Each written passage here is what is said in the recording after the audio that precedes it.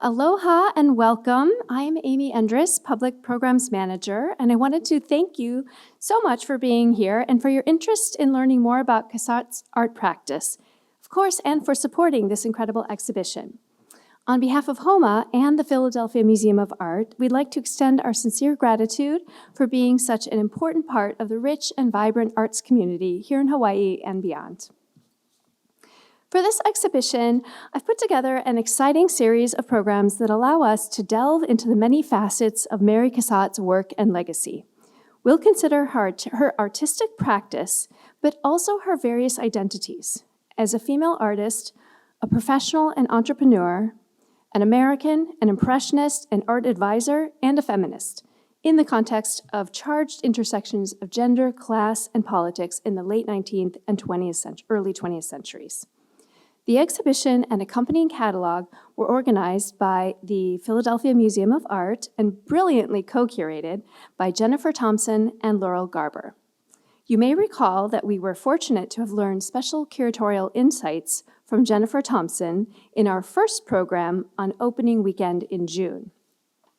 And tonight's program presents yet another incredible opportunity to deepen our exploration of Cassatt's printmaking practice and to hear more about Laurel Garber's curatorial work on the exhibition as a prints and drawings expert. And spoiled as we are, it gets even better, folks, as we are also honored to have Christina Taylor, Conservator of Works on Paper at the PMA, here for this deep dive into Cassatt's innovations in printing techniques. However, before we get started, bear with me here, I would be remiss if I didn't tell you about two of the final Cassatt-related programs coming up that you'll absolutely not want to miss.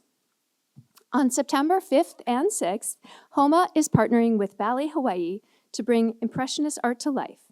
Experience visual art, original choreography inspired by works in the exhibition, and music by female Impressionist composers Cécile Chaminade and Germaine Taillefer, along with favorites by their peers Satie and Debussy.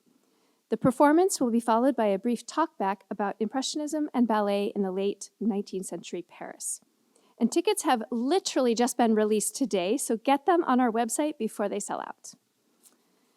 And the final program in our Mary Cassatt at Work series will take place on Friday, October 3rd.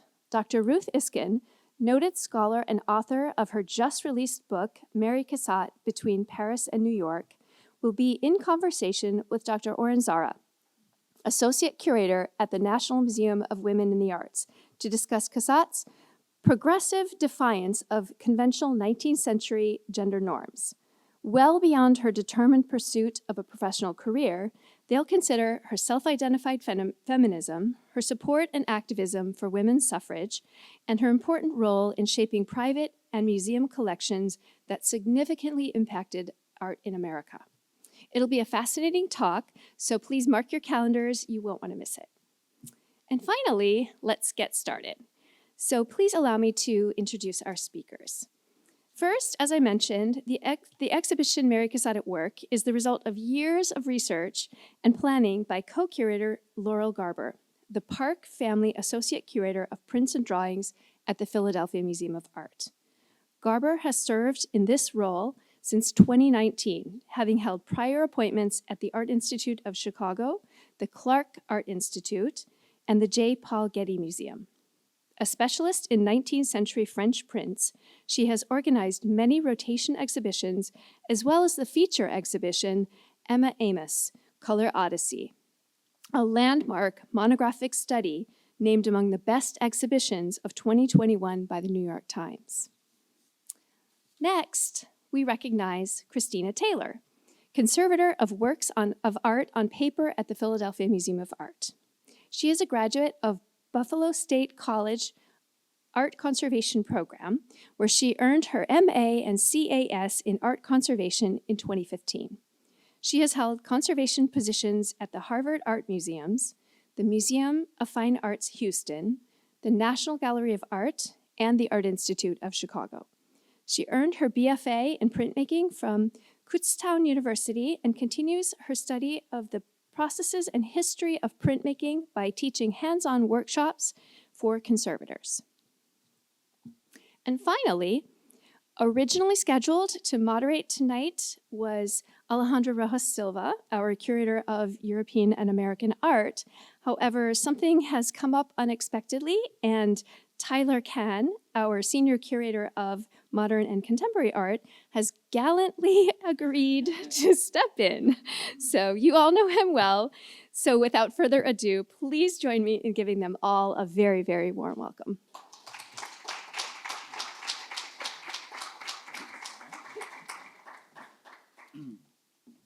Yes, let me reiterate Alejandra's regrets that she is momentarily indisposed, but would have loved to have been here. I am not half as charming as you'll know, but so bear with me too. But Alejandra and I both wanted to extend our deepest gratitude to the Philadelphia Museum of Art, and specifically to Laurel and Christina, who are here tonight, but also again to Jennifer Thompson. And she wrote in her notes her entire title, which I will read to you, which is the Gloria and Jack Drosdick Curator of European Painting and Sculpture and Curator of the John G. Johnson Collection at the Philadelphia Museum of Art. It's a mouthful. Who is, and of course, Jennifer is not here, but we are thrilled to have you both with us. And, you know, just to say that the Philadelphia Museum of Art has done some amazing work with this exhibition to reframe Mary Cassatt as a professional artist. And a huge part of that has been working with the conservators on this project to really understand some of the processes and technical details that go into the work, and how she left kind of evidence of her labor itself in the work. And I'm sure we will hear quite a bit more about that. That was interesting. Just as I was about to go to the slide,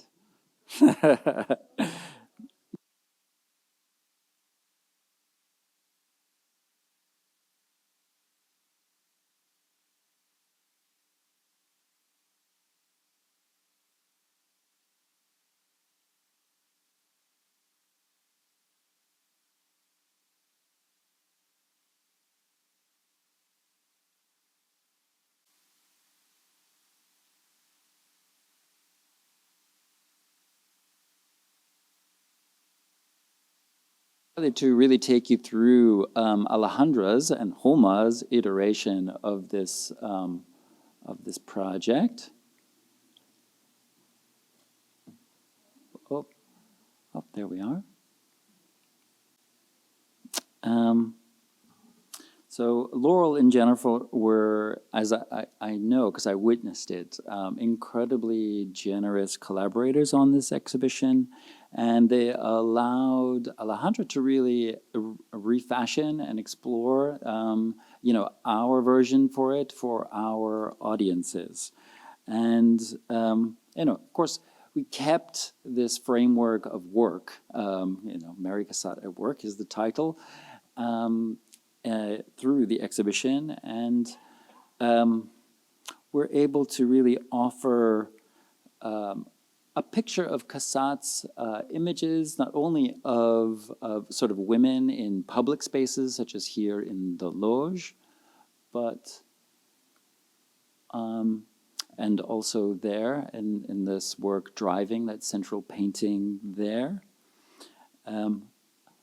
But also highlight the kind of relationships that haven't really been seen, I think, you know, between these sort of mothers and children, or supposedly mothers and children. Often the women in these works are sort of household staff or caregivers of one sort or another, and those relationships that the sort of dealers would put on the work as sort of like a title like Maternal Caress is actually not a maternal caress at all. This is quite a different and sort of both intimate but also a gently combative relationship between the two figures in this painting.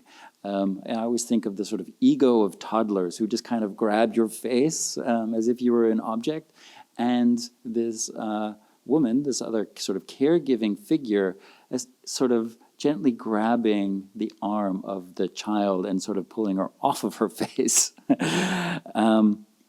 But that, that sort of explanation of Cassatt's work is not something that I, in my art historical education, really grew up with. It was a more sort of maybe sentimental version of Mary Cassatt that we've had, I think, up until the work that the curators have done on this exhibition.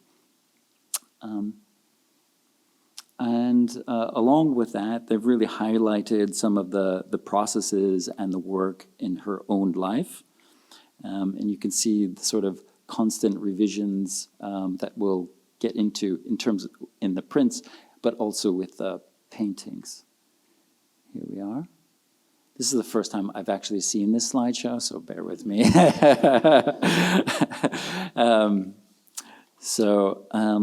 So tonight's talk will focus really on her labor working with copper plates. And I think what was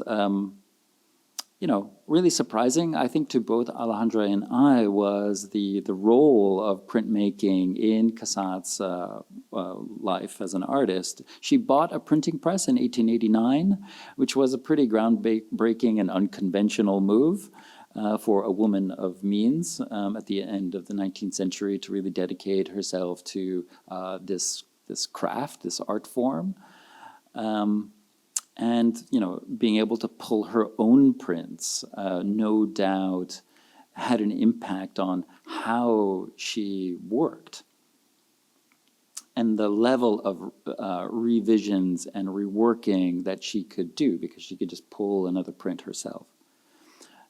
So in our version of the exhibition, I think we wanted to offer this kind of revision of Cassatt herself, and also explain Cassatt's place within the history of this institution. So there are 9 works in Holma's collection by Cassatt, which is not insignificant for a museum our size.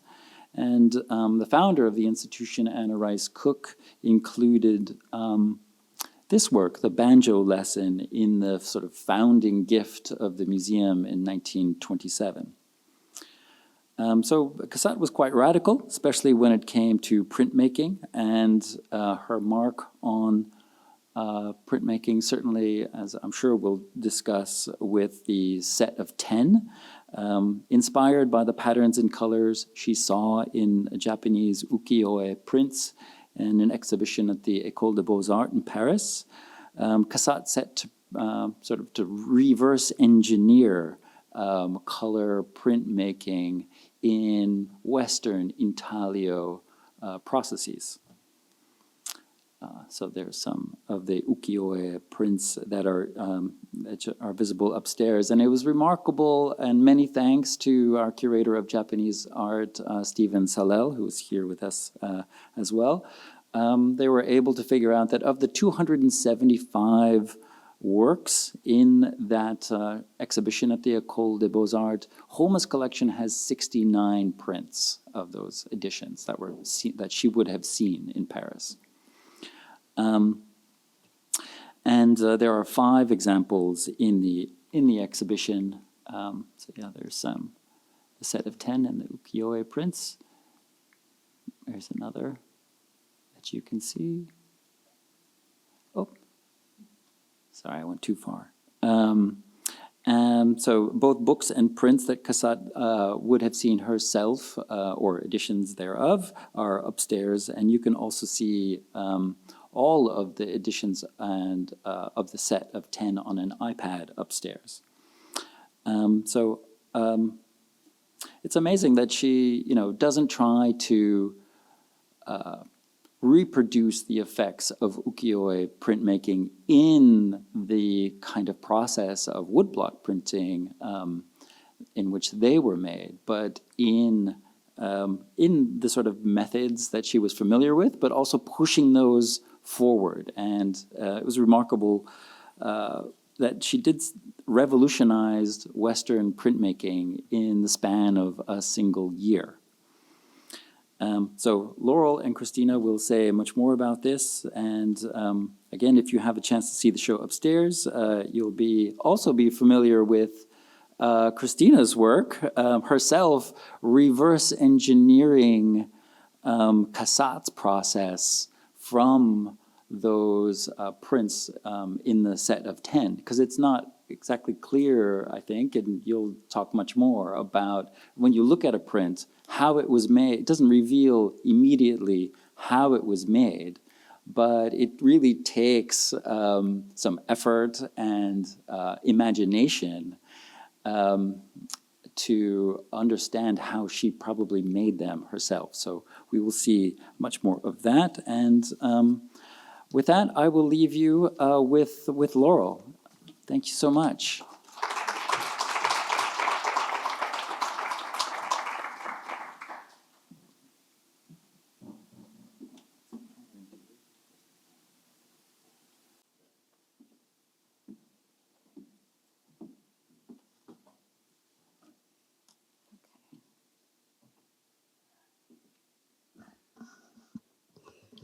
Okay. Hi, everyone. I'm going to dive in, but first I want to thank Tyler and Amy and especially Alejandra for so warmly welcoming Christina and me. We've had just a wonderful time being here, and it's thanks to you, Amy, and Alejandra for organizing our trip and just being such wonderful hosts. So I feel this has been a very special collaboration for us, and it's been a real gift to work with you. So thank you. So the current special exhibition that you've been hearing about, Mary Cassatt at Work, re-examines Cassatt's art through the lens of her self-understanding as a professional and emphatically hardworking artist. While Cassatt may be best known as an artist of intimacy and leisure, it has largely been missed just how much labor went into that reputation and how important that labor was to her own career and identity. Examining the work of, around, and in Cassatt's images, the exhibition endeavors to give a more complex and fully realized appreciation of this remarkable artist. Over the next few minutes, I hope to give you a sense of how such an approach to Cassatt can illuminate her printmaking career in particular, which began in the late 1870s and stretched into the 20th century. Cassatt didn't produce a print until the age of 36, years after permanently relocating from Philadelphia to Paris. And over the decades that followed, she undertook several all-consuming printmaking projects, acquired at least one printing press of her own, and produced a total of 215 editioned prints. In many of these years, she exhibited more prints than paintings, and her first solo exhibition in 1891 starred her groundbreaking set of 10 color prints, 2 of which you can see upstairs in the galleries. The many existing preparatory drawings, working proofs, and anecdotes from Cassatt's letters testify to her putting in as much labor into her prints as she would a painting or pastel. And printmaking became a pivotal site for her exploring the matter of work that so absorbed her, of the women around her, of her models, of her own activity and ambitions. Before looking closely at some of her prints, I thought I'd briefly introduce Cassatt's biography a bit more formally. Cassatt was one of the few American artists active in the 19th century French avant-garde. Born to a prominent Pittsburgh family, her brother Alexander would eventually become the president of the Pennsylvania Railroad. She traveled extensively throughout Europe with her parents and siblings in her early years before beginning her formal studies at the Pennsylvania Academy of Fine Arts in Philadelphia as a teenager in 1860. Finishing there, she again traveled in Europe to study with at least 10 different mentors in art workshops in Italy, Belgium, France, and Spain. And in 1874, she settled permanently in Paris with the aim not just of producing pictures, but of becoming recognized as a master painter in her own right. Such an ambition was out of line with the expectations of her well-heeled family, who looked on anxiously as she forewent marriage and tried to carve out an artistic career without compromising her or their position in elite society. Cassatt's choice to pursue a professional career was then something of a high-wire act, requiring expert navigation. Although in Paris, Cassatt had several works accepted for exhibition by the tradition-bound French Salon, within a few short years, her artistic aims aligned her with the progressive painters of the time. In fact, she arrived in Paris only weeks after a number of artists, led by Edgar Degas and others, had declared their independence from the official exhibition system by staging a show of their own. While Cassatt did not see the first exhibition of works by the artists who came to be known as the Impressionists, she would soon be in the thick of their activities. The only American officially associated with the group, Cassatt exhibited in 4 of the 8 Impressionist exhibitions, evolving her style and subjects in favor of bold, expressive glimpses of contemporary life. By her second exhibition with them, Cassatt was showing prints alongside pastels and paintings. Having never produced a print until her involvement with the group, from this point forward, etching became a central and ongoing preoccupation of her career.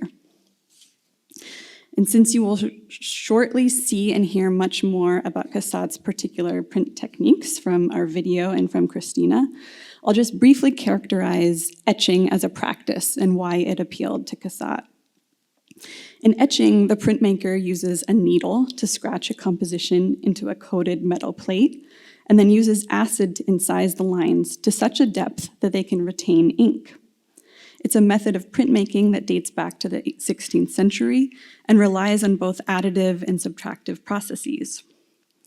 Perhaps of all the printmaking techniques, etching is one of the most physically intensive. Like chemistry, it's premised on material transformation.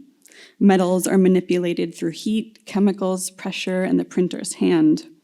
It's also an intensely bodily practice, indexing the etcher's movements as they work between acid bath and printing plate, as they pick up, put down, incise, submerge, roll, press, and pull. And whereas a finished painting tends to obscure the signs of its making, the etching process can be used to preserve and reproduce the probing intermediate stages of an artist's work.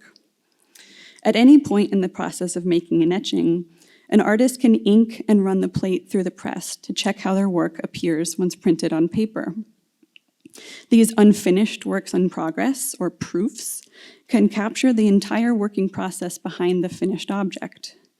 Many of the Impressionists, and Cassatt in particular, found print's capacity for testing and preserving the artistic process to be deeply generative.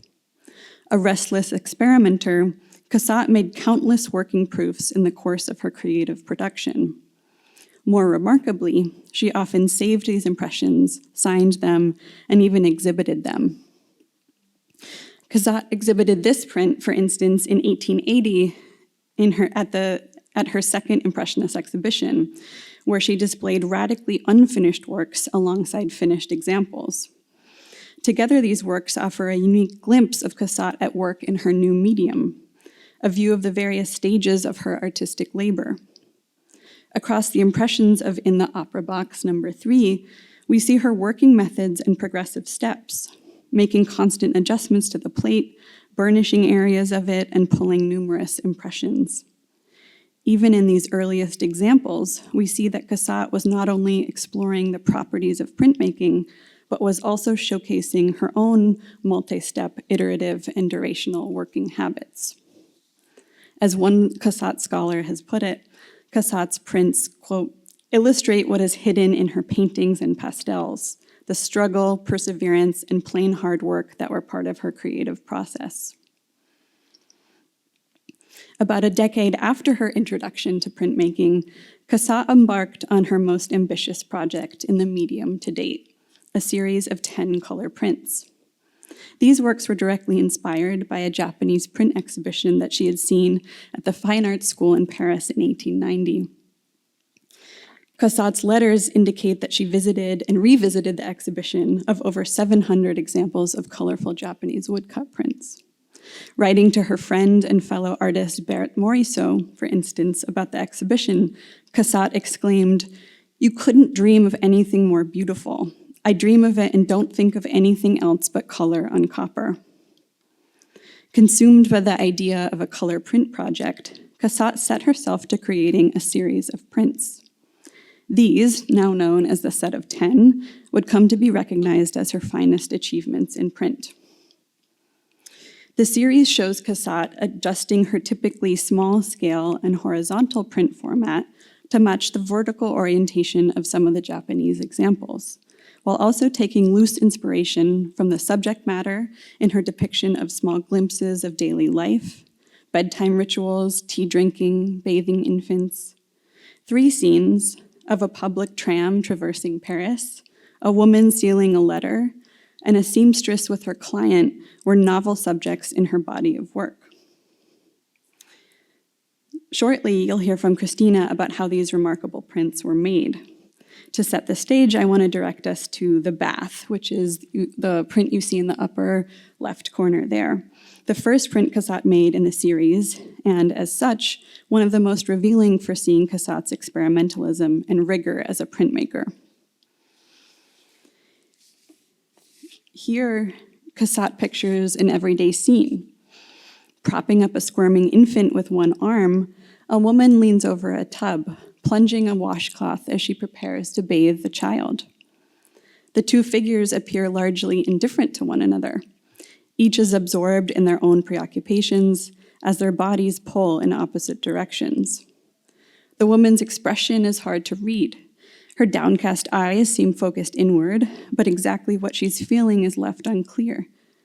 Granting the viewer access to this domestic interior, Cassatt then seems to shut us out from the psyche of her subject.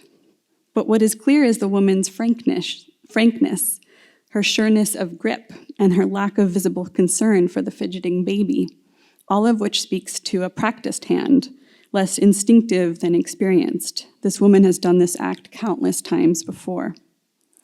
To me, her casual expertise echoes in Cassatt's own visual manner, which is deliberate in its economy of gesture, unsentimental, but intimately attentive in its attitude. In this depiction of domestic routine, the coolness of Cassatt's artistic techniques quietly attests to expert handwork. And this expertise stands out further across the print's development over numerous states or changes made directly to the printing plates in order to alter and develop the composition. In this case, and for the first time in her career, Cassatt worked with multiple sequentially printed copper plates to produce her patterned and colorful scene. Making numerous changes to both plates to refine the lines, patterns, and areas of color, Cassatt made at least 19 different versions of this image before arriving at the exquisite poise of the final one. In a letter, Cassatt described the many grueling hours across many days it took to produce the bath. She hired a printer, the little-known Modeste Leroy, to assist with the technical intricacies and sheer workload of the project. She put aside other activity in painting and pastel as she worked elbow to elbow with Leroy to create the 10 prints that she would debut in her first solo exhibition. The result of their work together is a remarkable and arguably singular example of modern color printmaking, whose supreme technical sophistication stands out all the more for how inextricably it intertwines with form and subject. If part of the project of the Impressionist art movement was to prove that the apparently ordinary could support the finest of artistic expressions, Cassatt's bath is a case in point.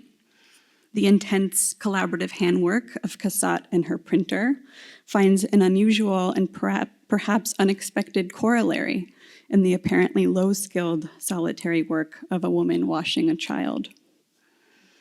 I highlight this print today not only because it's one of the finest examples of printmaking in the 19th century, but also because, taken together, the full series of bath prints tells us a great deal about Cassatt as an artist and a printmaker. First, that she was as meticulous in her approach to technical and material processes as she was sensitive in her arrangements of composition and color. And second, that she liked to attribute her achievements to, in her words, working as hard as she could. In this way, the bath and Cassatt's other color prints help to capture the full complexity of the artist's decade-long engagement with printmaking as a contact zone for different kinds of work and activity. In the fitting, for example, on the left here, the artist positions two female figures in a single space. In it, we see a woman being fitted with a fashionable striped day dress, her figure doubled in the full-length mirror behind her. She looks over her shoulder at the seamstress crouched at her feet, whose work is almost entirely obscured.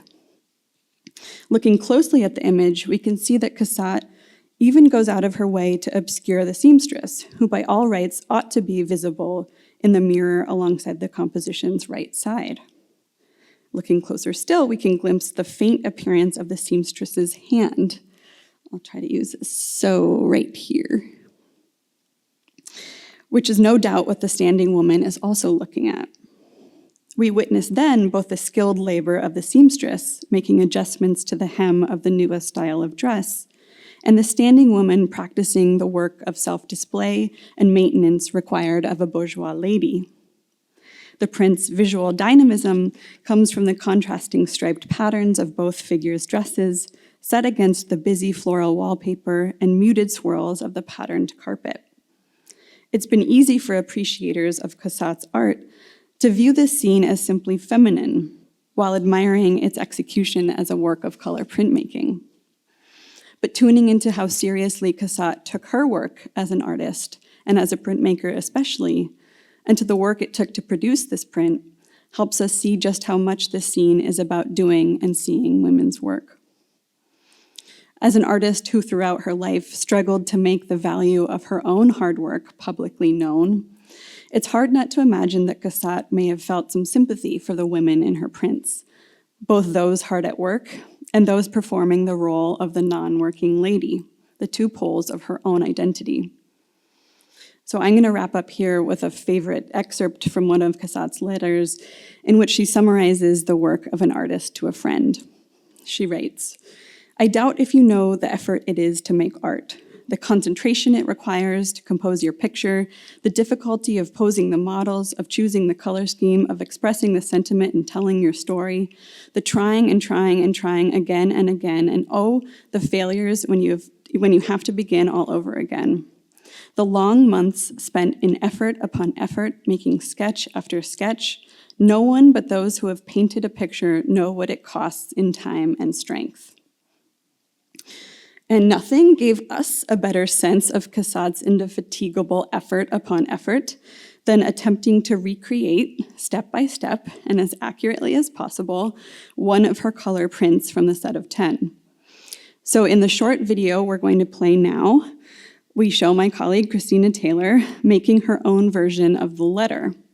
As you'll hear, the process of planning, preparing, and making the print was an enormous and months-long undertaking, not to mention the work of filming and producing the video, of preparing for and then filming the project. So I'm extremely grateful to my colleagues in Philadelphia and to Christina for dedicating herself and her home studio and her time and even her family members to this project. So we'll go ahead and play it now. It's a little over 10 minutes, and then Christina will come to the podium and speak about it. Thank you.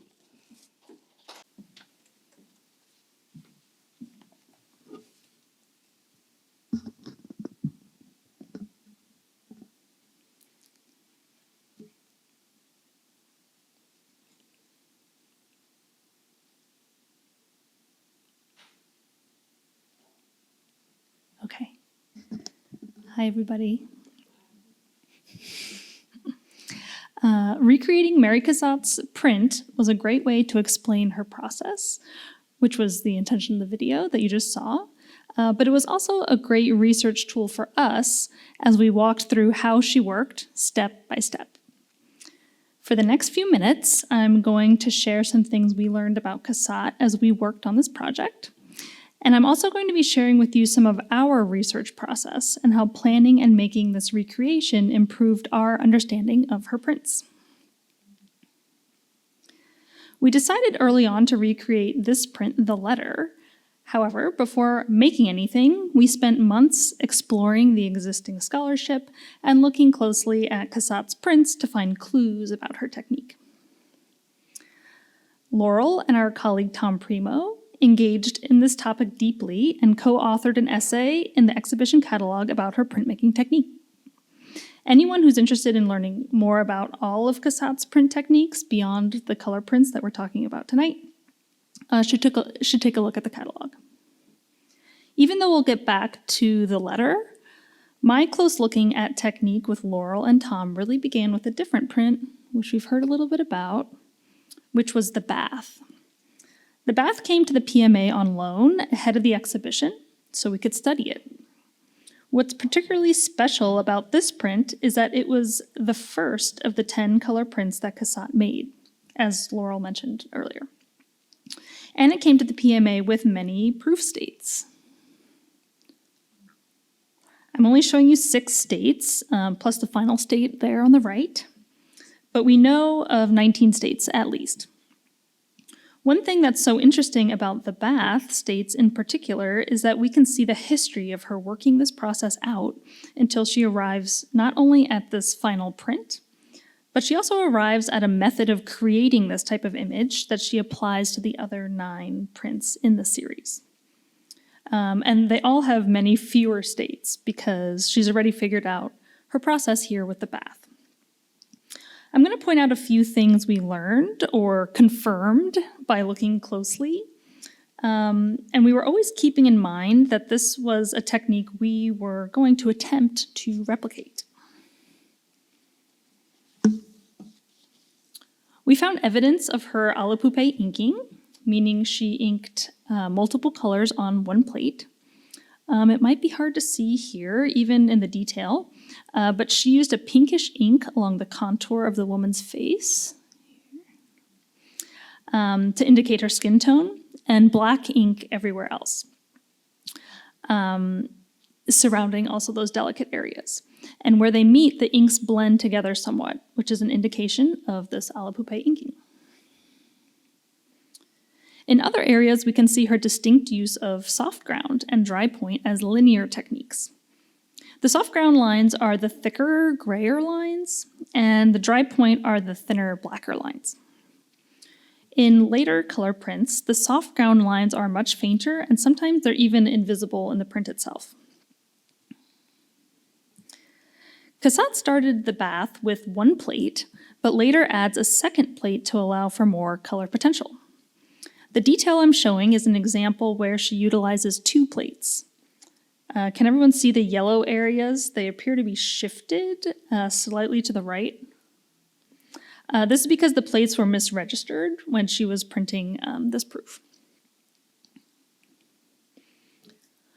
We also did some traveling to look at other Cassatt prints.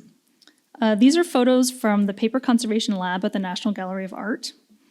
One of our lingering questions was how she achieved her areas of tone, because there is some debate in the scholarship. But when looking at this early state of the coiffure, we detected an aquatint grain, which was so great for us to do, because it really was a question.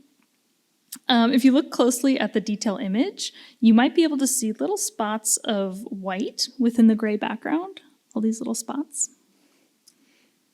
Those spots are where the powdered rosin was melted to the plate and protected those tiny dots during etching. It's not easy to find clear evidence of aquatint in Cassatt's prints, so this was a really welcome discovery.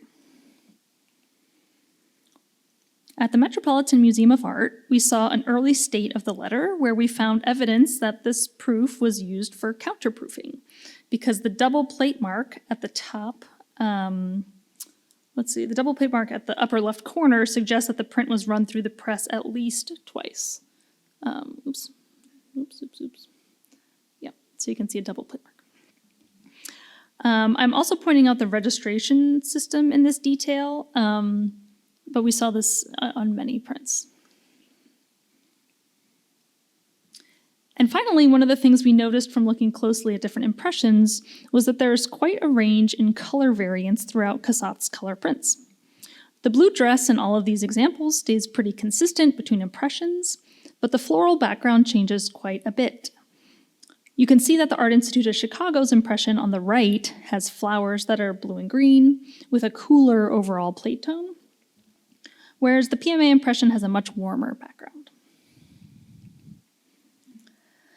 Next, I'm going to share a few takeaways from my experience making this recreation, and I'm hoping this is also something we can continue talking about during the Q&A. The printing is a great work. Sometimes we worked all day, 8 hours, both, as hard as we could work, and only printed 8 or 10 proofs in the day. Cassatt acknowledged how much work went into making these prints, and there's really nothing quite like doing it yourself to truly understand what she means. Printmaking is often viewed as a means to quickly reproduce an image, but as I learned firsthand, there was almost nothing quick about this process. I have a background in etching, so I knew going in that there are some parts of the process that are standard procedure, but in doing the work, I was reminded how much labor goes into even a standard etching. Cutting the plates to precise size, beveling the edges, drilling registration holes, polishing and degreasing the plates. This is all work that is typically done by the printer before any artistic work begins. Here's an image of Cassatt's printer, Modeste Leroy. I also want to acknowledge that I'm not a professional printer. I have a background in printmaking and I understand the process. However, I really tip my hat to any professional printer out there because this, not only the plate preparation, but the entire printing process requires a lot of experience, skill, and creativity, as well as physical endurance and focus. One of our remaining questions is what the division of labor between Cassatt and her printer, Leroy, was like. The part of the process that took the longest by far was the inking and wiping of the plates. And ironically, it was the shortest part of the video. But for the letter, Cassatt used 3 plates with different colors on each. However, none of the colors actually overlapped when printing, which means that each ink was mixed to the correct color before printing. Mixing inks also required adjusting the consistency and transparency. Because the image was so intricate, I had to apply ink carefully with different tools, sometimes a paper card, and for finer details, a brush. After ink is applied to the plate, excess from the surface needs to be wiped away, leaving only ink in the recessed grooves or roughened areas of the plate. This was a tricky process. I experimented with what tools to wipe with, what order to wipe the colors in, and most importantly, the direction of wiping, working in circular motions away from different colors. For example, when wiping the blue of the dress, I used a counterclockwise downward motion to avoid too much blue mixing with the green and pink inks above. The term à la poupée is French, and poupée translates to doll, which is a reference to the shape of the wiping cloth or tarlatan that gets bundled in a small ball to allow the printer to control the wiping process. It took me over an hour to print one impression due to the intricate inking and wiping required of each of the 3 plates. The flower plate shown here really being the most complicated. In comparison to other print techniques where hundreds of prints could be printed in an hour, the work involved in this process is significant. Before we open up and do the Q&A, in the spirit of the exhibition title, Mary Cassatt at Work, I'm going to end by acknowledging all the work that went into this project. The team included curators, conservators, education experts, coordinators, printmakers, and videographers. The filming took place in our home studio over the course of 2 days, but we prepared for months in advance. Pictured at the right is printmaker Chris Wallace, who happens to also be my husband and in the audience. If anyone wants to ask any questions, I'm sure he would love it. And he was behind the scenes helping to troubleshoot and investigate Cassatt's technique with me all along the way. I was thinking about work throughout this project and how my work as a conservator and a printmaker and a parent often intersect and overlap. Conservators are celebrated when their work is invisible and are often considered behind the scenes. For printmakers, and really more so for printers, their own hand or experience should not impact the vision of the artist. A printer once described himself as a taxi driver, taking the artist where they want to go. And for anyone in the audience who's a parent, you know how much physical and emotional labor goes into childcare.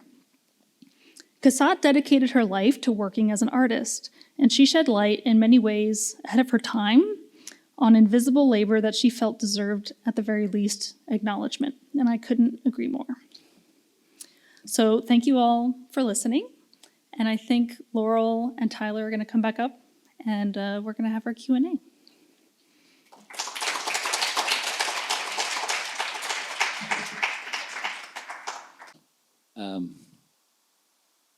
To delve in deeper to both the sort of scholarship around what you can see given the different states, both sort of art historically and technically. So it was really wonderful. How many printmakers do we have in the audience? I'm curious. Oh, a fair share.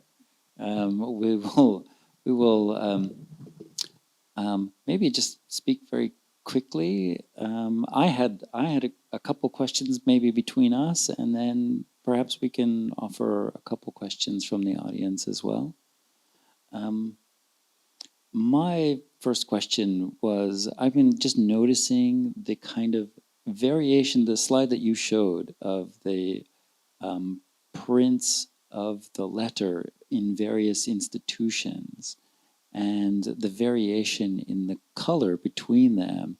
I just wondered if that suggests that Cassatt, rather than her printmaker, was doing the very painstaking work of inking it, because she could make decisions around what colors she wanted to see in a way that a master printer would want to reproduce the same thing over and over again. And yeah, that's a question for both of you. So Maybe I'll start, but Laurel, I know you have some thoughts about this too, and I think that's kind of one of our big questions still, is how Cassatt and Leroy really work together and where this division of labor really landed. Because it's pretty clear in some cases, like once you have a BAT, which is a print that's ready to pull, essentially, that the printer takes over and the artist is often out of the studio. But just exactly what you said, it implies that maybe Cassatt is still in the studio with him during all this time. And she also talks about painting on the plates, right? Do you want to talk about that a little? Yeah. No? Yeah. Actually, I'm going to get is the clicker up there? Okay. Yes, I think it remains a question, exactly, the division of labor. She refers to painting on the plates, and I think I've always kind of assumed that that's something she's doing, and that the printer is perhaps more responsible for, thank you, laying the aquatint grain. I think that's one of the primary divisions there. But I realized that we didn't share something that I think is really important. I'm sorry, I'm going to go back, I think, to my... one thing that's really unusual about the final prints, I missed the slide when I was talking, but Cassatt takes a very unusual step of actually acknowledging her printer in the same line as her own signature on the final edition prints. It says, imprimé par l'artiste et Modeste Leroy, Mary Cassatt. So printed by the artist and also her printer. And that was extremely unusual for the time. And I think really tempting for us to kind of think that Cassatt was, wanting to acknowledge the usually invisible labor of the printer. Yeah.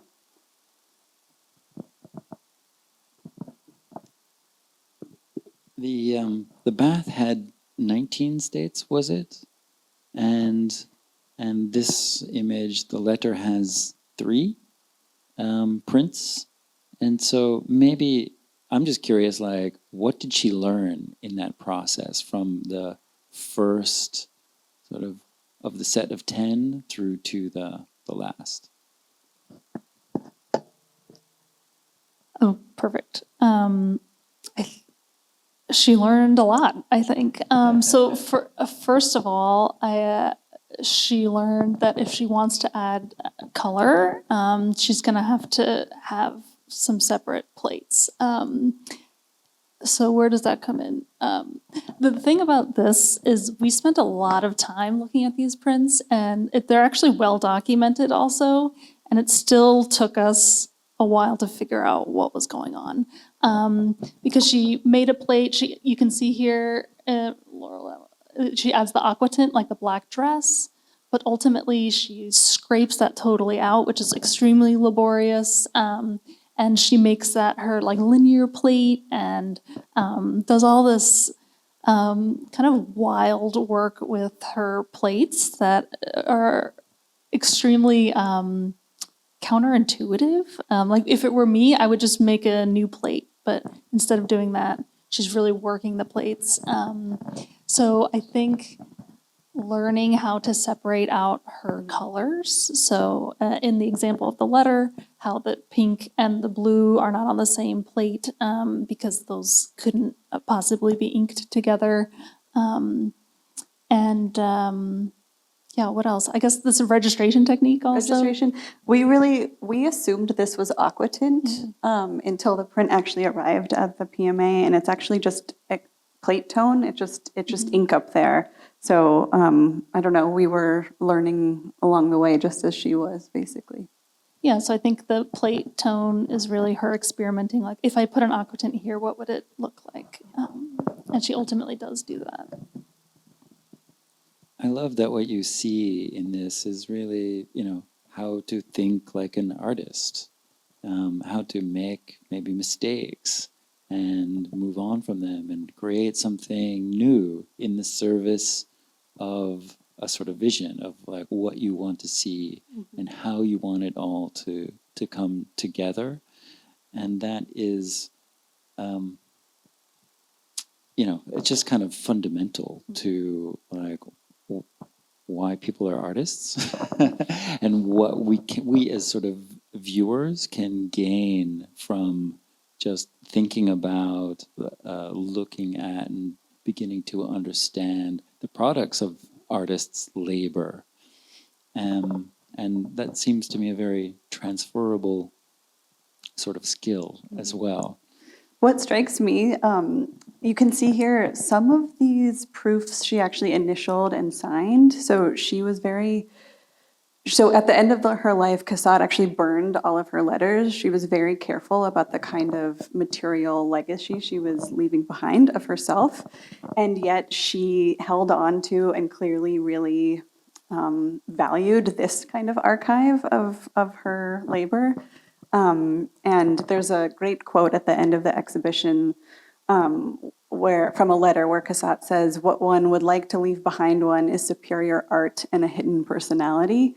And this, for me, really captures that well. Like she didn't want the record of her letters, but this was okay to kind of pass down. And also drawings and sketches, right? Very few drawings exist. Right. Yeah, exactly. Yeah. So it's not just her letters, but other kind of parts of her process she destroyed. But this is something that she kept. Yep. I think we do see a bit of her personality revealed. I mean, the kind of tenacity. It's not for everyone. Yeah. required to do this work. Truly, it shouldn't be overlooked. For a woman to own a printing press, to hire this, professional journeyman printer to come to her own home to print these things hours, at a time is really a remarkable thing. Are there any questions that we can perhaps field from the audience?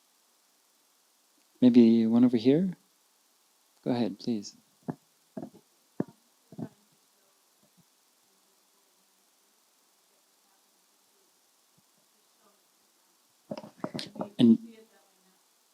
And if you can repeat the question in your answer. The question was about whether she was purposefully really trying to make visible women's work, usually invisible work, or if that was just a kind of because that's the world that she had access to.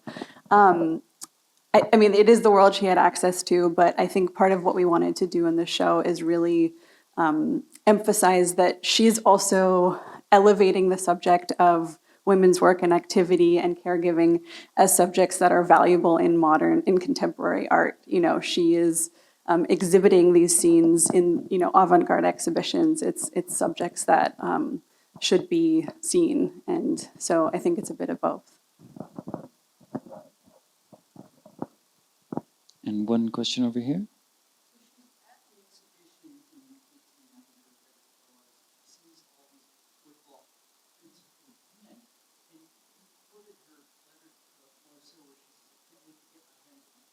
Yeah.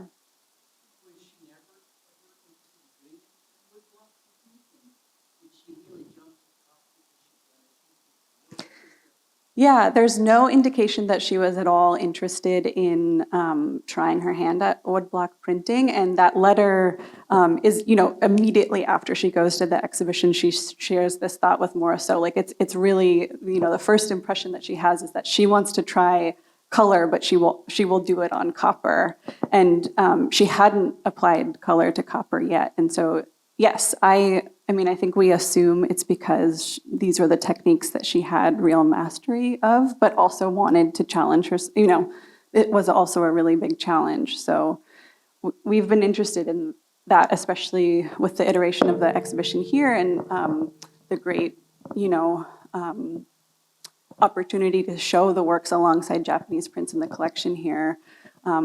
It's really interesting that she didn't seem to have an interest in.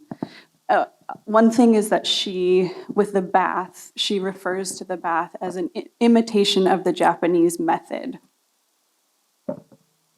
That's inscribed on the print. One of the things we also talked about recently is in Paris at the time, etching was really popular, but wood block printing or wood cuts was not really as popular. So it could also be that it was just the technique that was kind of popular at the time. Another question back here.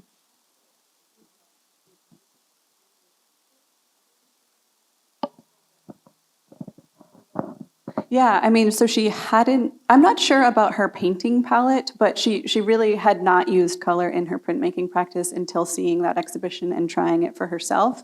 But there's a nice article by Colta Ives, a print scholar, who writes about that her choice of colors might relate to the potential fading of the colors in the Japanese prints that she was seeing, the way those colors could have shifted by the time Cassatt, you know, this big exhibition was mounted in Paris, sort of linking the palettes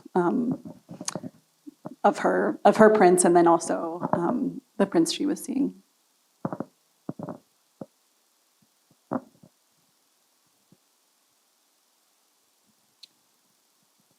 Oh, sorry. Yes, please.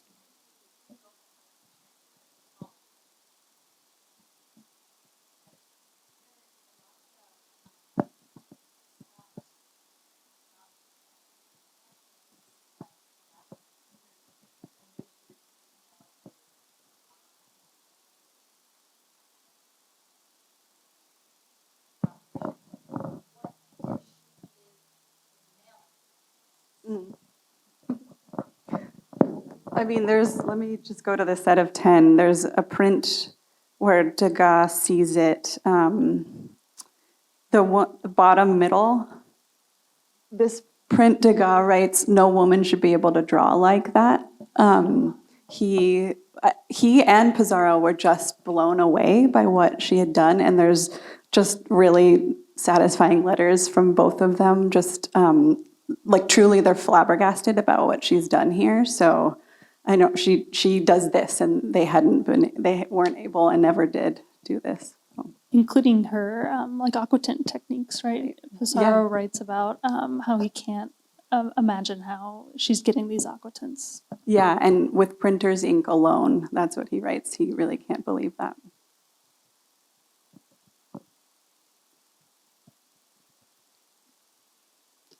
Oh, one more question.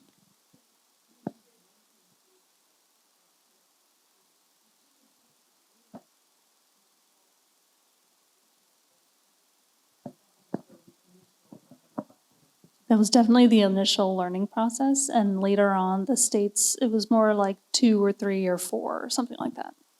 She was really able to learn this technique from the bath, and then it was much quicker to implement it once she had that experience.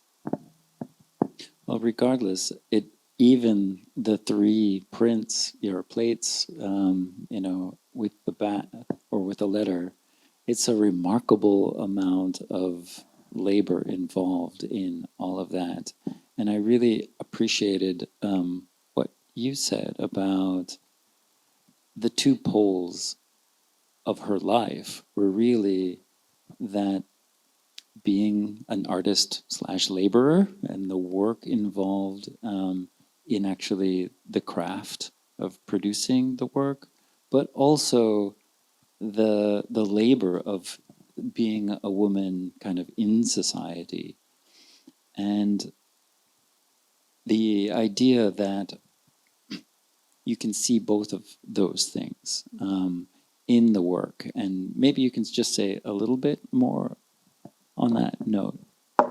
Yeah, I think that was what we were attempting to do in general. I think there's, there's a huge amount of scholarship. As you said at the beginning, I think there's kind of interpretations of Cassatt that have really settled into place that we wanted to kind of unhinge a little bit and to get at her complexity and the multiple identities she had. And, her commitment to being a professional artist meant that she really also couldn't take on other identities. And we were just wanting to kind of show her in all that kind of complicated, complexity. Well, thank you both for, the complexity and complications involved in producing this exhibition as a whole, and all of the real scholarship and play as well as work involved in recreating her process. It is, once again, an enormous privilege to have this exhibition here in Honolulu. And I, every time I go into the galleries, I'm impressed how many people are really looking deeply at the dry points and the etchings and really thinking about the materiality of these, amazing objects. But also, I think getting unhinged in terms of their, perhaps preconceptions of who Mary Cassatt was as an artist. So thank you so very much for spending your evening with us here. And if you haven't seen the exhibition yet, we are still open for another 35 minutes. So you're welcome to peruse the show. And once again, thank you so much. Mahalo for coming.